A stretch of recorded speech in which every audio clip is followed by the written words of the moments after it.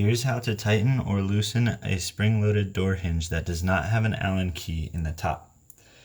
The tools required for this are a nail set and a pair of needle nose pliers.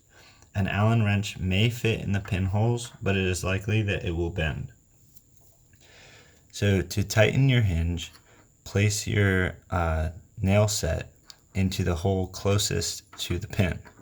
Pull the pin away from the anchor point and move it to the next hole, closer to the anchor point.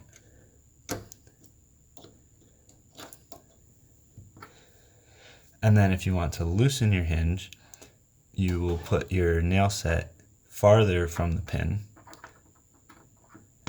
and then move the pin away from the anchor point.